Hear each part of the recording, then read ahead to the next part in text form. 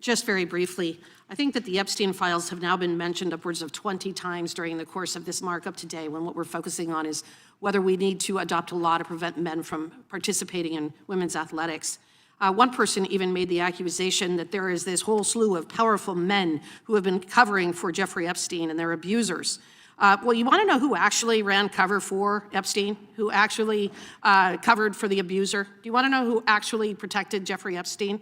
Well, her name is Stacey Plaskett, and she is a Democrat representative from the Virgin Islands. So if you want to go in and look at the Epstein files, why don't you go ahead and do a word search for Stacey Plaskett, representative from the Virgin Islands, the woman who was Jeffrey Epstein's fixer.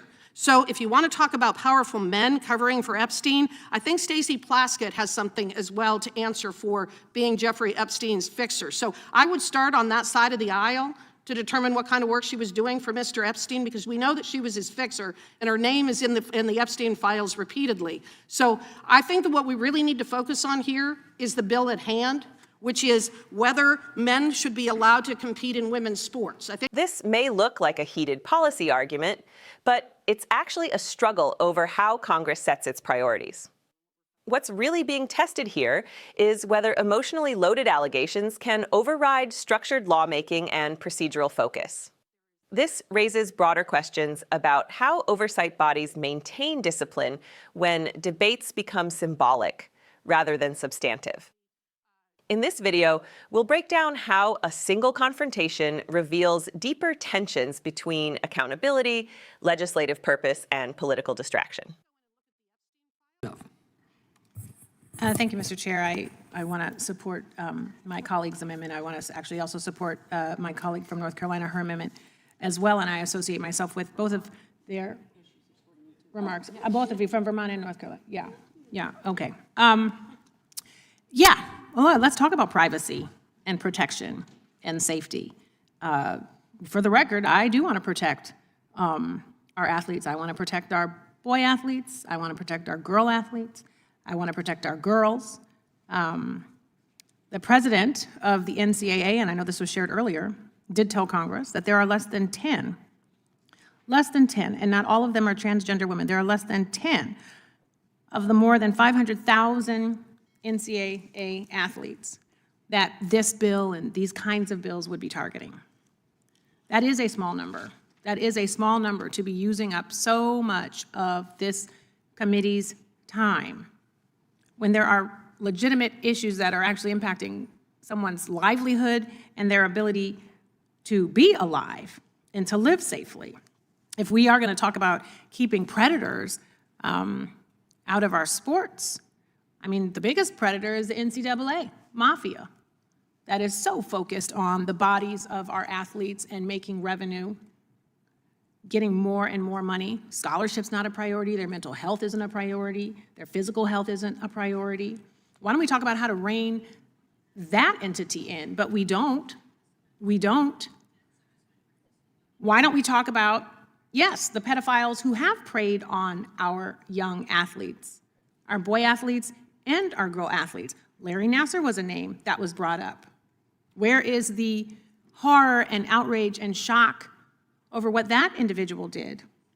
At one point, we were debating a bill where adults would be responsible for checking the genitalia of young kids, like to make a determination of who was a boy or who was a girl. And I'm sorry, no one here who is a parent or is a godparent or an uncle or an aunt to a child would be okay hearing some story of some rando who's now been authorized to check the genitalia of their child because they just want to make sure of something. Get out of here. Get out of here. Go straight to jail. And if you're talking about, well, the women are the victims, the girls are the victims, let's fight for them. Yeah, okay. There's a list of young girls in those Epstein files. There is a young child, a minor, okay, in her journal, documentation of exploitation, sexual abuse, rape, and forced abortion, a survivor of Epstein. We're not talking about her. In this latest tranche, not the full release of the files.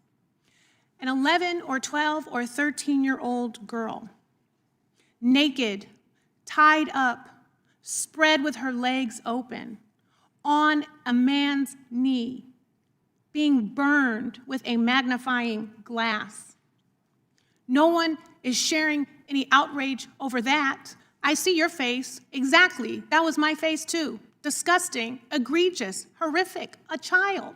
If that was your child, and you have a DOJ that is putting the names of these women out there to be attacked and abused and vilified,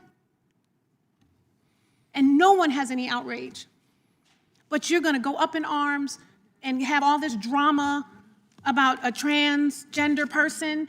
Most people, real talk, have never even met a transgender person. It's like a boogeyman. Like, talk about fight for these girls that are in these files that were abused, burned up, raped. I yield back. Gentlelady's time has expired. Further discussion, Ms. Hageman. Just very briefly, I think that the Epstein files have now been mentioned upwards of 20 times during the course of this markup today, when what we're focusing on is whether we need to adopt a law to prevent men from participating in women's athletics. One person even made the accusation that there is this whole slew of powerful men who have been covering for Jeffrey Epstein and their abusers. Well, you want to know who actually ran cover for Epstein, who actually covered for the abuser? Do you want to know who actually protected Jeffrey Epstein?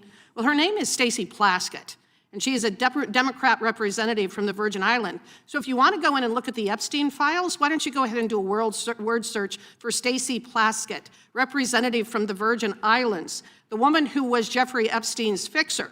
So if you want to talk about powerful men covering for Epstein, I think Stacey Plaskett has something as well to answer for being Jeffrey Epstein's fixer. So I would start on that side of the aisle to determine what kind of work she was doing for Mr. Epstein, because we know that she was his fixer, and her name is in the Epstein files repeatedly. So I think that what we really need to focus on here is the bill at hand, which is whether men should be allowed to compete in women's sports. I think we need to get back and kind of focus what we're talking about here, and that's what it is. If you want to talk about Epstein, I think the first person we need to go to is Stacey Plaskett. If you want to talk about the issue at hand, let's focus on this. With that, I yield back. Gentlelady yields back. Further discussion, Mr. Raskin. Thank you very much, Mr. Chairman. And I rise in support of the gentlelady's amendment. Let me just respond immediately to what we just heard. Donald Trump was, by Jeffrey Epstein's own account, Jeffrey Epstein's closest friend for more than a decade. I'm happy to yield to the gentle lady from Wyoming if she chooses to deny that or has some evidence to rebuff that. Absolutely, absolutely. Oh, you don't accept any of the photographic? No evidence of that whatsoever. Have you ever seen a photograph of Jeffrey? Who was your I'm attorney? reclaiming my time, Ms. Hageman. Reclaiming my time, Ms. Hageman. Who was Epstein's attorney? I'm reclaiming my time. The committee will come to order. I'm very happy. Mr. Raskin controls the time. Mr. Raskin. There are tons of photographs of Jeffrey Epstein and Donald Trump, which the gentlelady apparently chooses not to see with her own eyes. There's lots of video. What's the last date of There's lots of video evidence of it. They were best friends for more than a decade. Okay? You will find a lot of stuff out. If you are hinging your case on the idea that Donald Trump didn't know Jeffrey Epstein, you are in for a very serious public collapse, if that's your argument. As this comes That forward, wasn't my you argument. cannot compare. My argument is about Stacey Plaskett. Excuse me, I'd like my time restored, okay? The committee will be in order. Mr. Raskin controls the time, and he has not yielded. Mr. Raskin. Stacey Plaskett is barely a comma in the encyclopedia of Donald Trump's complicity and involvement with Jeffrey Epstein and his international human sex trafficking ring. Okay, and if you don't understand that and you don't believe it, then you've not done anything to familiarize yourself with the evidence, Ms. Hageman. I'm sorry. And I know that your predecessor in office, Ms. Cheney, would have done that. She was scrupulous and she was studious and she took the facts seriously and she was not an ideologue who just fell for a cult leader. Okay? Now, back to the matter at hand. Presently, the Olympic Committee has already made the decision, I think, in more than half of the sports. So it's already decided, for example, that with respect to boxing, with respect to rugby, with respect to swimming, with respect to tennis, and with respect to volleyball, as I understand it, that all of these are limited to the sex assigned at birth. That's already been decided. So we are intervening now as the United States Congress to make a decision about a miscellaneous category of a handful of other sports, which have not even been mentioned by our colleagues, which appear to still be open to transgender athletes. Here are the ones that I see them are skateboarding, skiing and snowboarding, table tennis, ping pong, and then ultimate frisbee.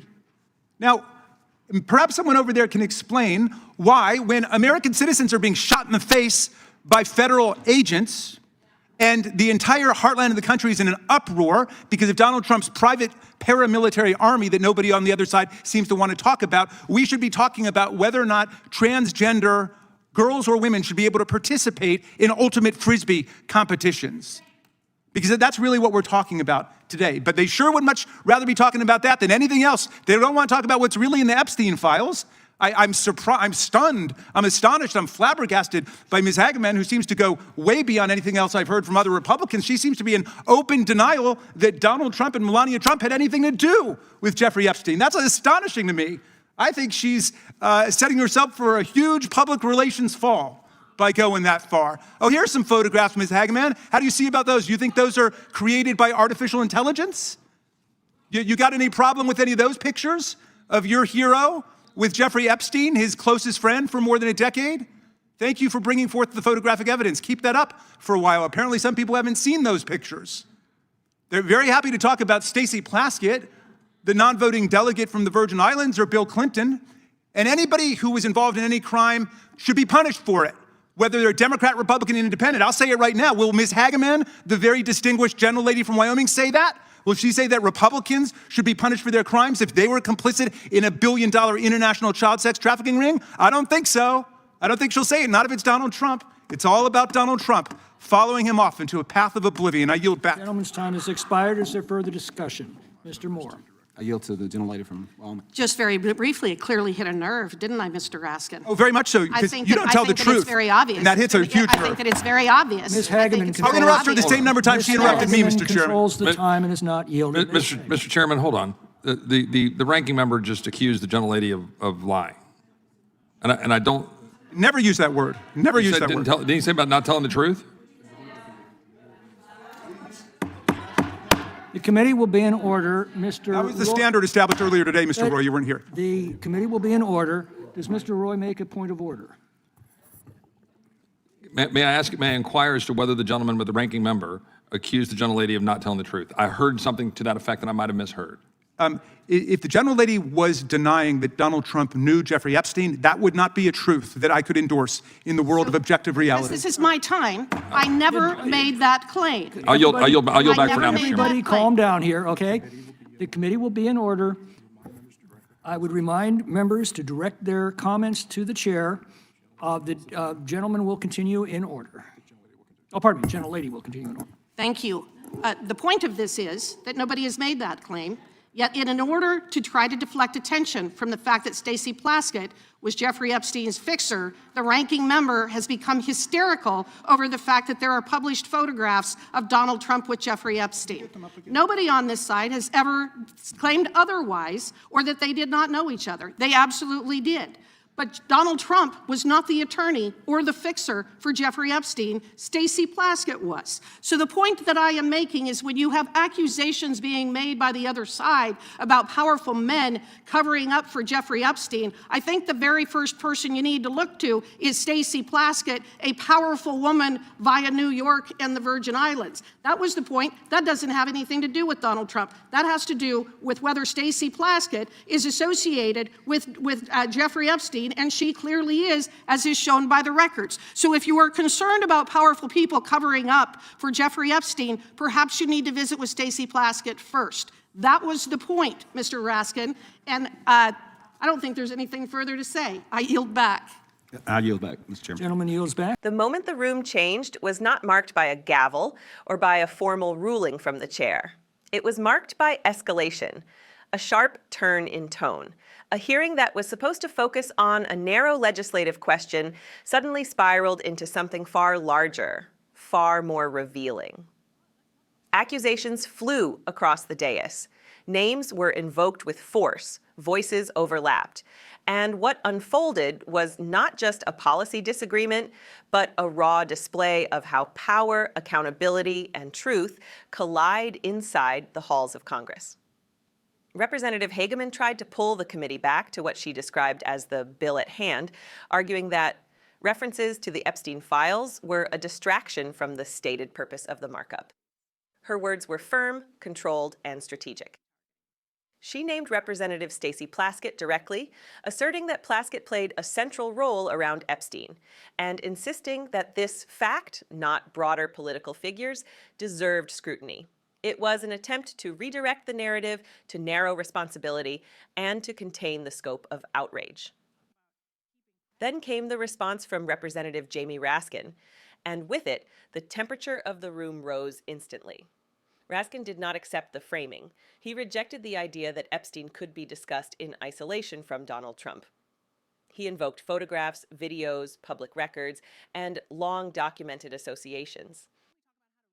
He spoke over interruptions, reclaimed his time, and accused his colleague not just of being wrong, but of denying observable reality. In that moment, the debate was no longer procedural. It became existential.